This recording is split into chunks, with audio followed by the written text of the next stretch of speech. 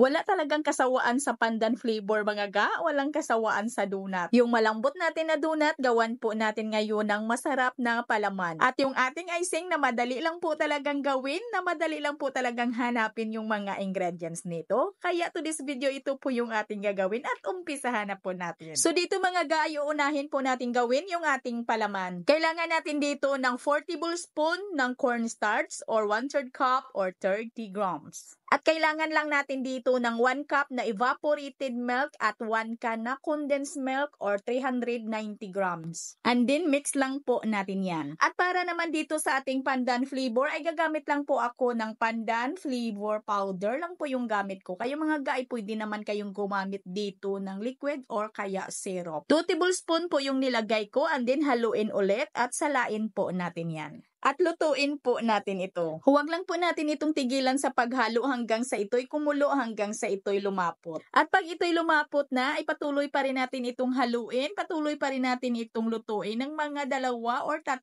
minuto. At pagkalipas ng 3 minuto, ay off na po natin yung ating electric cooker at pagkatapos maglagay po tayo dito ng 1 tablespoon ng margarine. Pwede naman kayong gumamit dito mga ga ng butter. At tunawin lang po natin yung ating margarine at pagkatapos mga ga ay isit aside lang muna natin ito, palamigin lang po muna natin. So dito na tayo mga ga sa ating dough. Gagawa po tayo dito ng 1 kilo ng first class flour at maglagay tayo ng 15 grams ng yeast at 5 grams ng bread improver. And then mix lang po talaga natin yan at gawa lang po tayo dito ng parang wheel sa gitna. Kasi dito natin ilagay yung ating 200 grams ng light brown sugar at 15 grams ng ating rock salt. At 1 tablespoon ng ating vanilla at dito maglagay tayo ng 2 piraso na medium na itlog. At gagamit po tayo dito ng 1 cup na malamig na tubig mga ga, may yelo pa nga eh. At 1 cup din ng evaporated milk. At malamig din po yung ating evaporated milk. At dito sa ating dough ay hindi po tayo maglagay ng flavor. Yung ilagay lang po natin ay food coloring lang po na kulay green. At tunawin lang po natin yung ating mga dry ingredients bago po natin unti-unting basain yung ating harina. At i-mix lang po natin ito ga hanggang sa mabasa yung ating harina. At pagkatapos ay maglagay po tayo dito ng 3/4 cup or 110 grams ng ating shortening or margarine.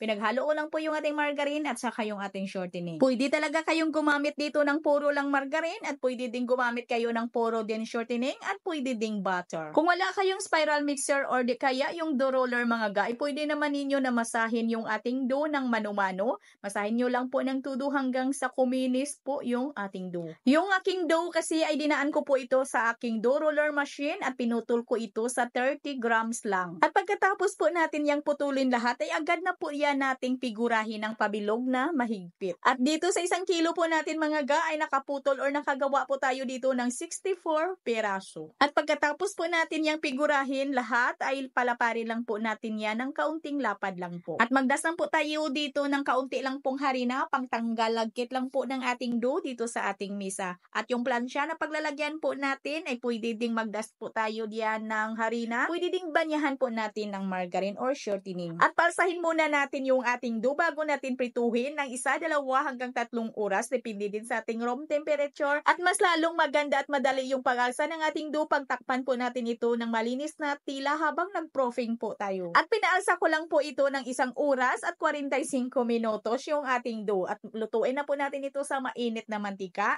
at katamtaman or mahina lang po yung apoy ng ating kalan dito para hindi mangulubot yung ating donut. Siguro naman mga guys, marunong na po kayo nitong magluto ay bulubalik rin nyo lang ito hanggang sa mag golden brown po yung magkabilaan. At dito na po tayo sa ating icing. Meron tayo ditong 1 piraso ng egg white mula po ito sa medium na itlog at lagyan lang po natin ito ng kaunti lang po talaga na cream of tartar. Pwede ding white vinegar mga ga yung ilagay po ninyo, kunti lang kung wala kayong cream of tartar. At batihin lang po natin yan hanggang sa umalsa yung ating itlog. At mga ga yung ating hand mixer na ito ay mura lang po talaga ito. 159 lang po ito ay makagawa na po tayo ng ganitong icing pag mayroon po tayong kahit mumurahin lang po na hand mixer. At pag ganito na po yung consistency ng ating egg white ay dahan-dahan or utay-utay na po natin ilagay dito yung 1 cup po natin na powdered sugar.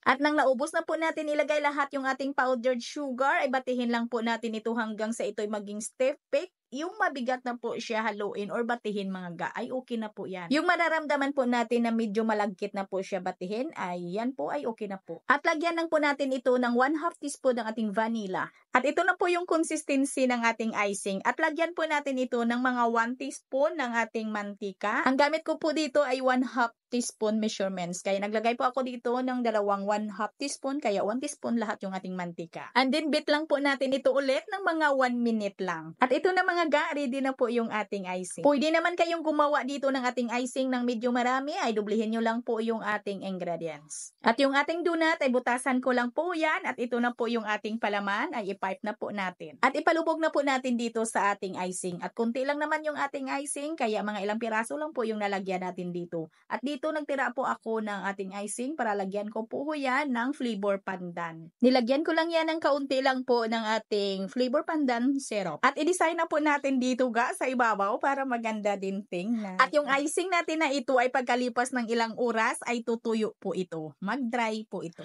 O ayan ga, di ba bungga? Natatakam kayo no? Kahit ako ay natatakam po ako.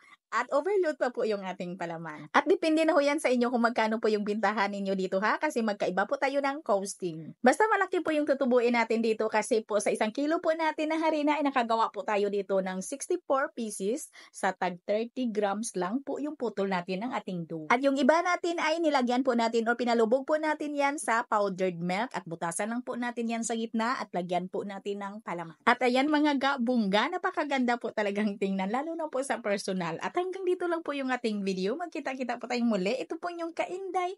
Maraming salamat at bye-bye. Napakalambot po ng ating dough.